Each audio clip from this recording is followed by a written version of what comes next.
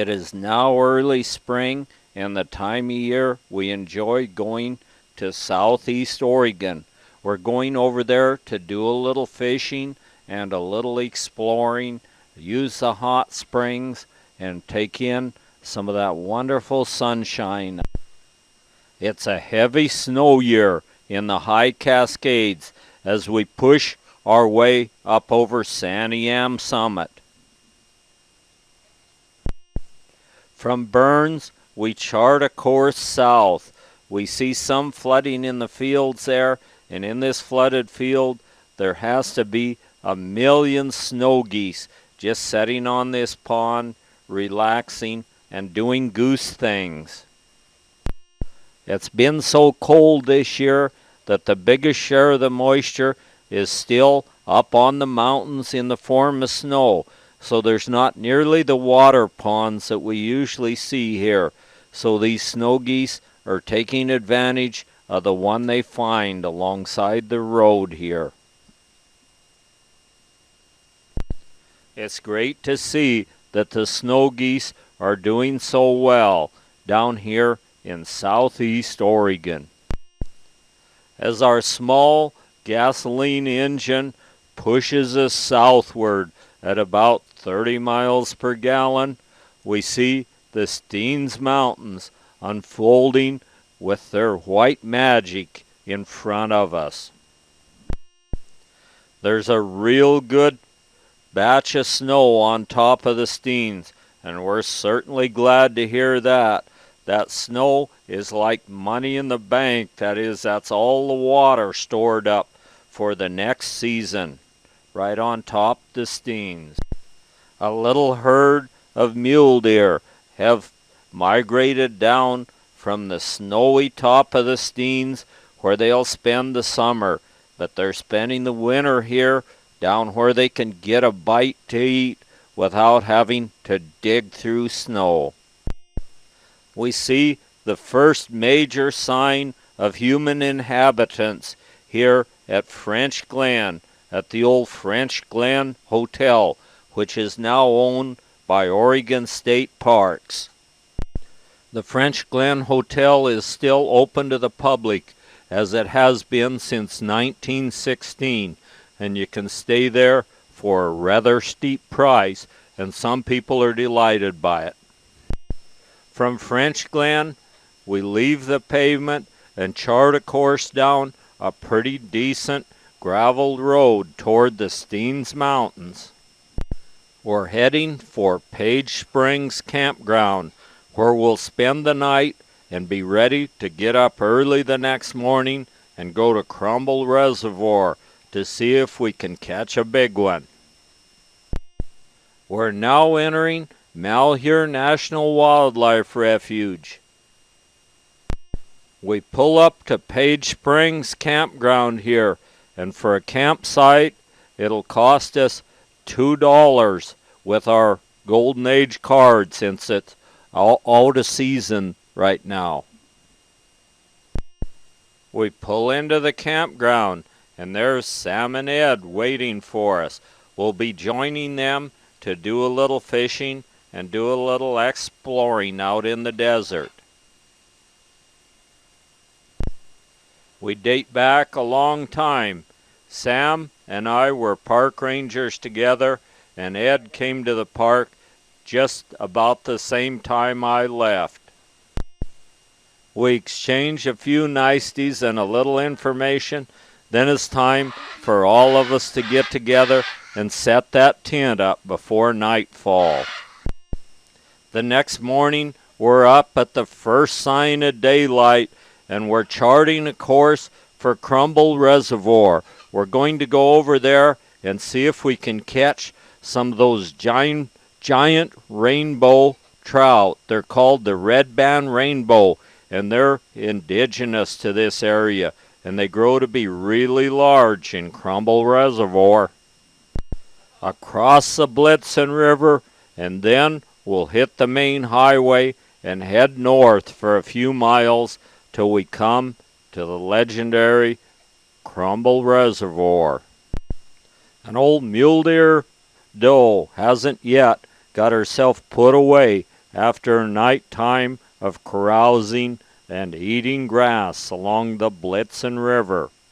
The sun hasn't yet risen, but is getting really close to it as we look eastward out across Malheur Wildlife Refuge. We can see steam rising from the numerous hot springs in the slough-like area out to the east of the highway as we push on northward. By now, the sun is majestically starting to creep its way skyward on a fairly clear sky. We're glad to see the sunshine. That'll warm the fingers as we try to fish in the ice-cold waters of Krumble Reservoir. A small group of bachelor antelope are alongside the road here, I guess, talking about politics. We get our first breathtaking view of Krumble Reservoir as the sun rises over the waters of Krumble Reservoir.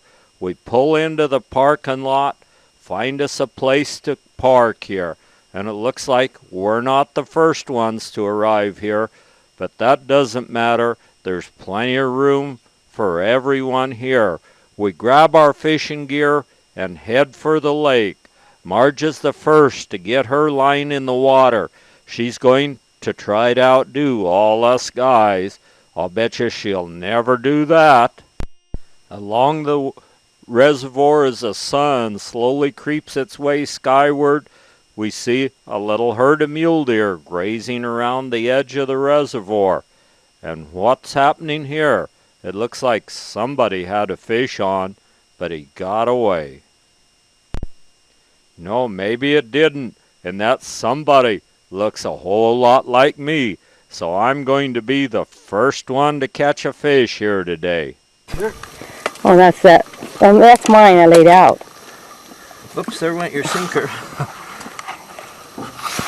There's your hook. Okay. There.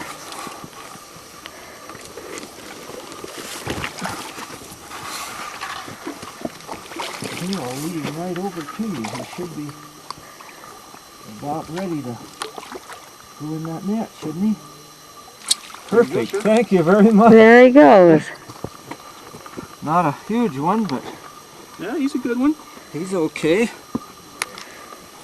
The fish and game officer arrived just in time to net my fish for me. Thanks a lot there. That was nice to get that fish in. And now it looks like it's Marge's turn. I don't know what she's done to that fish to make him look bigger than mine, but she surely has done something to him. Now it looks like she has one on, and she wants me to net it. Maybe I can knock it off the net there, and she'll never know the difference. But maybe I better not. Whether it gets off or not, she's going to accuse me of that. So I better try to get it in. And after all, it will be darn good eating. He's all right.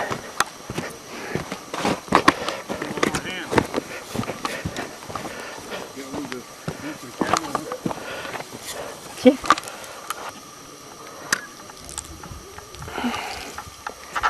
How darn cold too.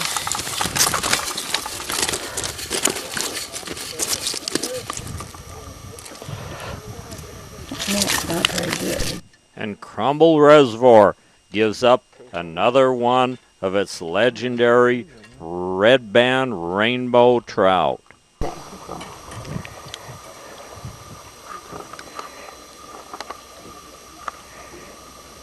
I can't seem to get that hook.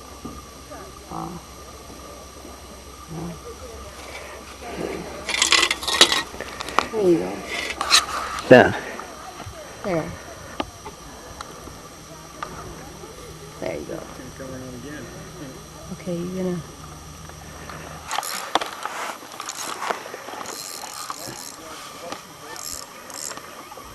Bring him around? Yeah. Can you see him yet? must be a pretty good one. No. Oh, there he is. He's not here, Jesse.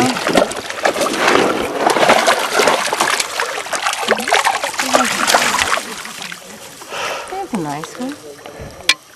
Yeah, he's all right. A little pinbill grebe is swimming his way around here. He's a fisherman too, and he looks like he might be seeing something under the water. So maybe I better get in our rubber raft and go out there and see if he really knows what he's talking about.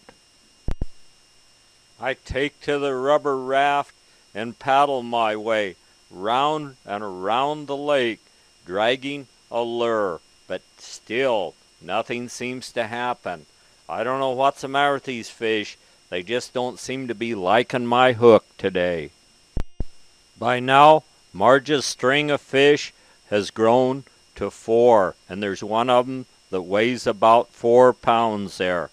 But I caught one that weighed about a half a pound, and another one, well, I guess I'm just not bragging about him. On our way out, we stop at the ancient rock art done here by early man here on the rock, and it's etched very deeply into the stone here, as it's withstood a lot of time here on the rock. I hope these fishermen didn't let their women outfish them. By the time we make it back to Page Springs Campground, where our camp is, the moon is already well up in the sky, and it looks like it's going to be a nice, cool, clear night tonight. Sam and Ed have already made it back to the campground and already have dinner cooked. That'll be nice. So all we have to do is eat and jump in our sleeping bags. We've got a buffalo robe we cover up with in our tent here to ward off the chilly nights of the southeast desert. We have all the fish that the 4 of us are going to be able to eat in several meals. So we're going to pack up and head for the desert.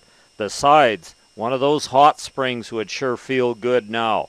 So we get our motor started and we're charting a course southeast to the Albert Desert and the Albert Hot Springs. By the time we get to the Albert Desert, well over an hour will have passed as we head to French Glen and then south down the Catlow Valley. Sam double checks everything to see that the trailer door won't fly open underway, and Ed's little dog is ready to go as they start up, and they'll be right behind us.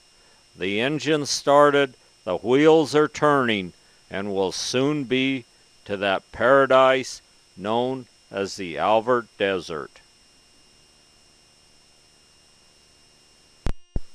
An old goose is grazing along in the campground at Page Springs as we move out of the campground and out along the gravel highway and then hit the pavement through Catlow Valley.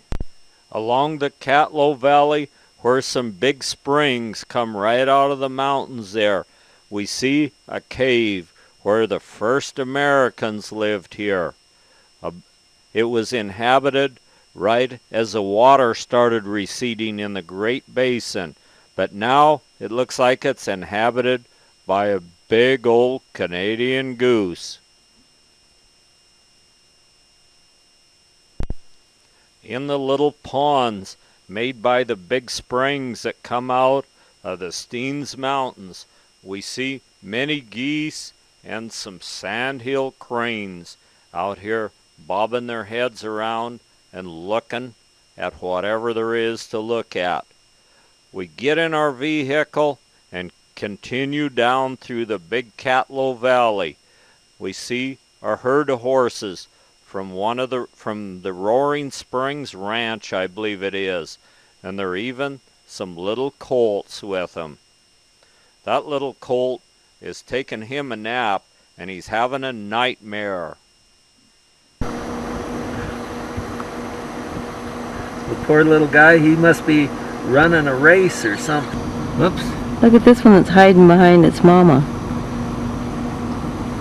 Get up. Yeah. He's a good horse. These little colts look pretty carefree now, but they're the cow ponies of the future, and within a couple or 3 years, they'll be chasing cattle high up into the Steens Mountains. Our next stop will be the old town that was one time an old stage stop. It's Field Station in Oregon. It was established in 1881, and you can still buy ice and gas and have a super good hamburger and a world famous milkshake here, which we eventually did.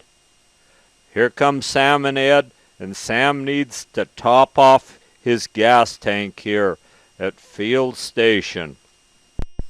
The gas is $4.05 here, but I guess that's not too bad. It sure beats having none, and if it wasn't for this place, it would be really tough to make a trip out here without gasoline, and they have to ship the gas in for a long ways. So Sam is going to take advantage of gasoline here while Ed goes in and sees if there's anything he needs. And we look up, and who is that? A picture of Marge hanging on the wall there. Maybe it's a wanted poster. The essential groceries are here, and there's even a cooler with beer and pop and anything like that that you might have to have. Sam's gas tank is filling slowly here, but it looks like the dollar sign's running around pretty fast. There's even a motel you can stay in. From Fields, we head north to the Alvert Desert, right on the east slope of the Steens Mountain. A single buck antelope trots away as we're heading northward on the Alvert Desert Road here. A sea of sagebrush is behind him, and right in where he was is where some of the sagebrush burned off as we moved northward, right into the shadow of the Steens Mountains, towering high above us. Through the rearview mirror, I can see a cloud of dust billowing skyward as we head up toward the Steens Mountains. As we summit one of the last hills on our journey north,